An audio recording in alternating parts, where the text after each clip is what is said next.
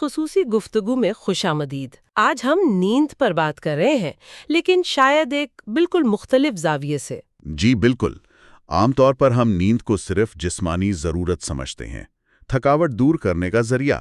ہاں، لیکن ہمارے پاس آج کچھ ایسے ذرائع ہیں جو نیند کو آپ کہہ سکتے ہیں کہ روح اور شعور کے ساتھ جوڑ کر دیکھتے ہیں۔ صحیح۔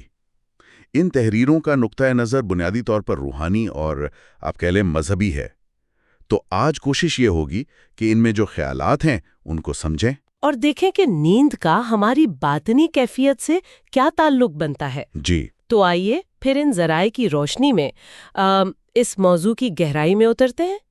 ایک بات جو شروع میں ہی سامنے آتی ہے وہ یہ کہ اچھا، بظاہر تو نیند ایک رکاوٹ لگتی ہے۔ ہاں، خاص طور پر اگر کوئی عبادت کرنا چاہے یا کوئی اور روحانی کام، تو نیند آڑے آتی ہے۔ بالکل، لیکن یہ ذرائع کہتے ہیں کہ نہیں، ایک جو سمجھدار مومن ہے، صاحب بصیرت ہے، اس کے لیے نیند کی حقیقت کو سمجھنا وہ بہت ضروری ہے۔ جی، اور یہاں یہ واضح کر دینا شاید بہتر ہو کہ ہم آج نیند کے طبی پہلو یا سائنسی تحقیق پر بات نہیں کر رہے ہیں۔ نہیں، وہ ایک الگ موضوع ہے۔ بالکل، وہ اپنی جگہ بہت اہم ہے، لیکن آج ہماری توجہ ان ذرائع میں جو روحانی تشریحات ہیں ان پر ہے۔ صحیح۔ اور ان دونوں زاویوں میں مطلب سائنس اور یہ روحانی نقطہ نظر کافی فرق ہے۔ اچھا۔ تو اسی روحانی پہلو کو سمجھانے کے لیے ذرائع میں ایک مثال دی گئی ہے، بڑی دلچسپ مثال ہے۔ کون سی مثال؟ خرگوش اور گھوڑے کی۔ اچھا۔ کہ خرگوش جو ہے وہ تو بہت سوتا ہے، سب کو پتا ہے،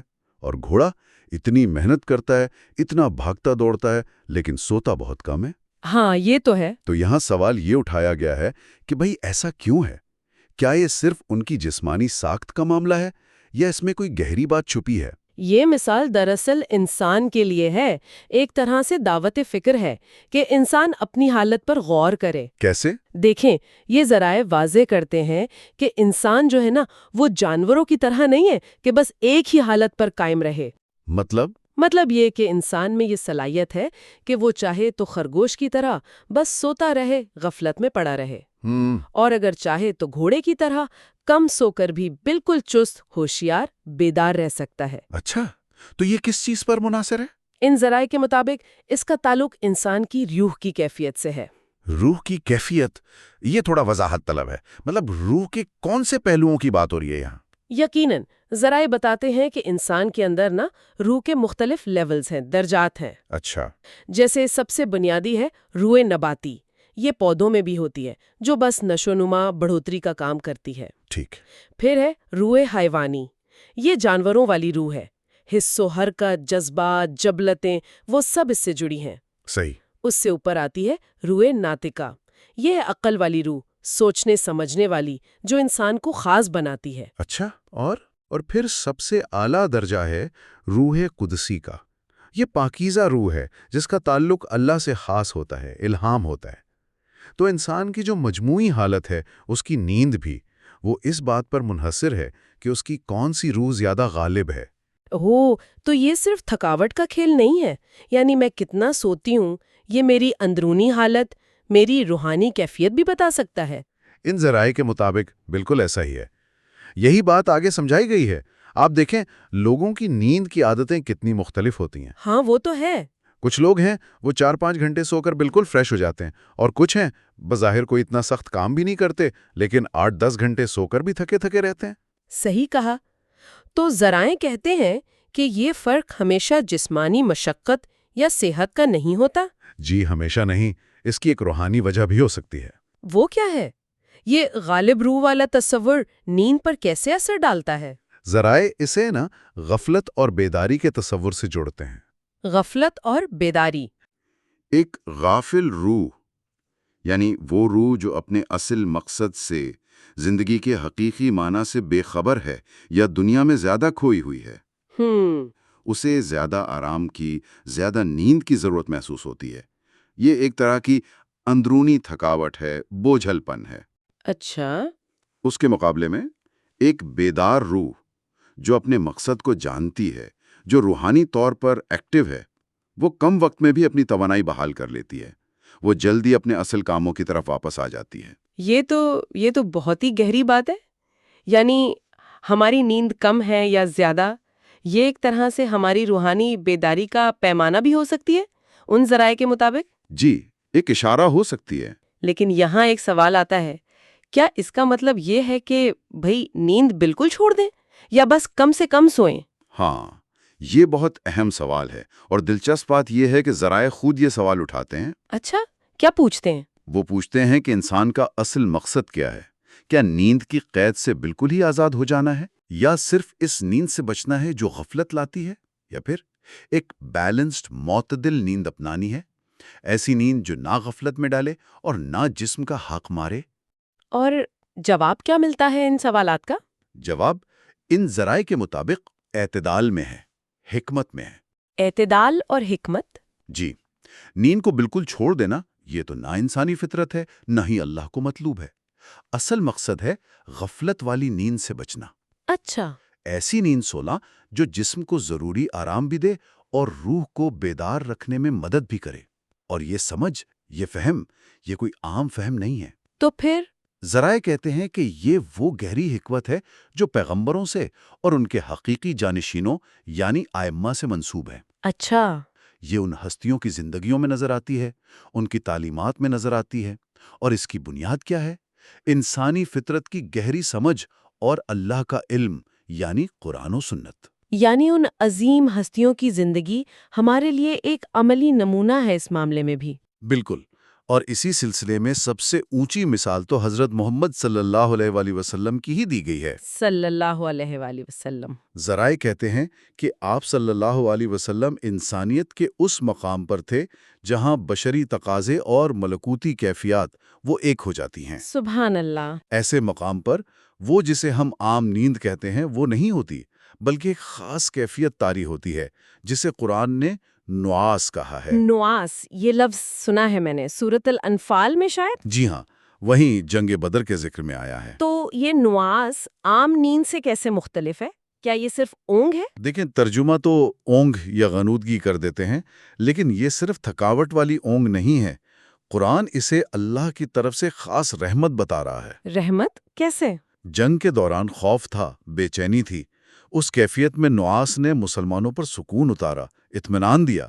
یہ غفلت پر قابو پانے کا ذریعہ بنی، اندرونی پاکیزگی لائی، اللہ پر توکل بڑھایا۔ اچھا، تو یہ صرف سونا نہیں تھا، یہ ایک روحانی تجربہ تھا، اللہ کی مدد کی نشانی تھی۔ اللہ اکبر۔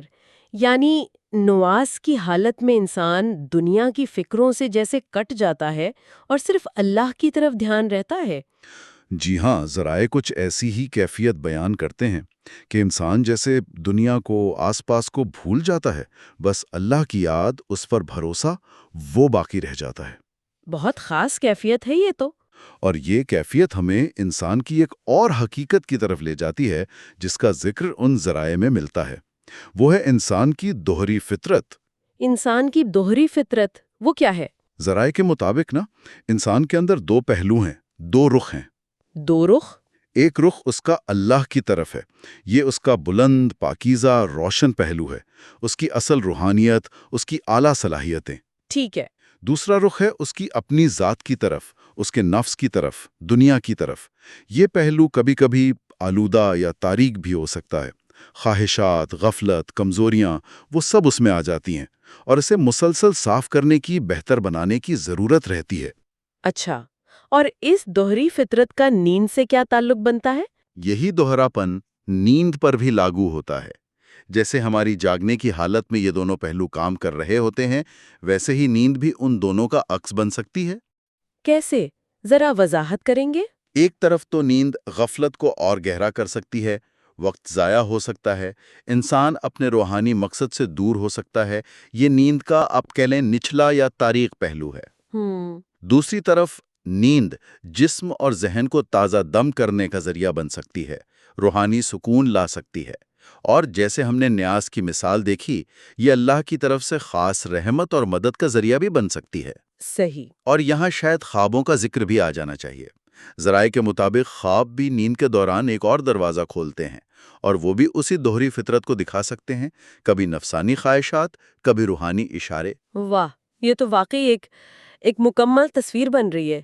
یعنی نیند خود اچھی یا بری نہیں، بلکہ اس کا اثر کیا ہوتا ہے، وہ ہمیں کدھر لے جاتی ہے، اصل چیز وہ ہے۔ بالکل۔ تو پھر ان ذرائع کی روشنی میں ایک سمجھدار انسان کو، ایک مومن کو نیند کے ساتھ کیسا رویہ رکھنا چاہیے، کیا کرنا چاہیے؟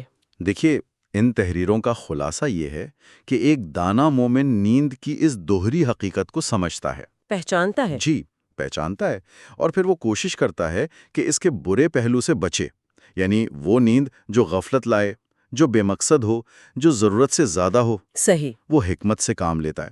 وہ سمجھتا ہے کہ کب سونا جسمانی یا روحانی طور پر ضروری ہے، کتنا سونا کافی ہے، اور کس نیت سے سونا ہے۔ نیت بھی اہم ہے۔ بہت اہم ہے۔ کیا سونے کا مقصد صرف جسم کو آرام دینا ہے، یا یہ نیت بھی ہے کہ آرام کر کے تازہ دم ہوں تاکہ اٹھ کر اللہ کے کام، اپنے فرائض بہتر طریقے سے کر سکوں؟ اچھا۔ تو وہ نیند کو بس ایک مجبوری نہیں سمجھتا، بلکہ ایک ایسا عمل سمجھتا ہے جسے شعور کے ساتھ، حکمت کے ساتھ مینج کرنے کی ضرورت ہے۔ تو گویا ان ذرائع کے مطابق نیند کے بارے میں ہمارا پورا دیکھنے کا انداز ہی بدل جاتا ہے۔ یہ روزمرہ کی بس ایک معمول کی ضرورت نہیں رہتی۔ نہیں، بالکل نہیں۔ یہ ہماری پوری روحانی زندگی کا ایک اہم حصہ بن جاتی ہے۔ اچھا۔ اور نیند کو اس طرح دیکھنا، یہ ہمیں خود کو سمجھنے میں بھی مدد دے سکتا ہے۔ یہ غور کرنا کہ ہماری نیند کیسی ہے، ہماری توانائی کی سطح کیا رہتی ہے، ہمارے خواب کیا کہہ رہے ہیں، یہ سب چیزیں ہماری اپنی اندرونی کیفیت، ہماری روحانی نشو و نما کے بارے میں اشارے دے سکتی ہیں۔ زبردست۔ تو آئیے ایک بار پھر سے اہم نکات کو دہرا لیتے ہیں۔ ان ذرائع کی روشنی میں نیند صرف ایک بائیولوجیکل پروسیس نہیں ہے، جی نہیں، بلکہ یہ ہماری روحانی حالت سے جڑی ہے، ہماری بیداری سے، ہماری غفلت سے، ہماری روح کے مقام سے، اور اللہ سے ہمارے تعلق سے۔ بالکل۔ ہم نے خرگوش اور گھوڑے کی مثال دیکھی، انسان کی پیچیدہ روحانی ساخت کی بات کی، اور ناس جیسی بلند روحانی کیفیت کا ذکر بھی کیا۔ یہ سب ہمیں نیند کو ایک بالکل مختلف گہری سطح پر سمجھنے کی دعوت دیتا ہے۔ اور اگر ہم صرف انہی ذرائع کی بنیاد پر کوئی ایک حتمی نقطہ نکالنا چاہیں، تو وہ شاید انسان کے اندر اسی دوہرے پن پر ہی ہوگا جس کی بات بار بار آئی۔ جی۔ کہ نیند بھی انسان کے باقی تجربات کی طرح دو پہلو رکھتی ہے۔ ایک پہلو نیچے لے جا سکتا ہے، غفلت میں، پستی میں، اور دوسرا پہلو ایک اعلیٰ صلاحیت ہے جو بیداری لا سکتا ہے، سکون دے سکتا ہے، یہاں تک کہ اللہ کی مدد سے بھی جوڑ سکتا ہے۔ صحیح۔ تو اصل چیلنج اور اصل حکمت ان ذرائع کے مطابق اسی میں ہے کہ ہم اس دوہرے پن کو سمجھیں، اس کے منفی اثرات سے خود کو بچائیں، اور حکمت کے ساتھ اس کی مثبت صلاحیتوں سے فائدہ اٹھائیں۔ بہت خوب۔ یہ واقعی ایک ایسا نقطہ ہے جو ہمیں اپنی روزمرہ کی نیند کے بارے میں بھی نئے سرے سے سوچنے پر مجبور کرتا ہے۔ امید ہے آج کی گفتگو نے نیند کے اس منفرد پہلو کو اجاگر کیا ہوگا اور سب کے لیے غور و فکر کے نئے راستے کھولے ہوں گے۔ انشاءاللہ۔ اسی کے ساتھ آج کی اس نشست کا اختتام کرتے ہیں۔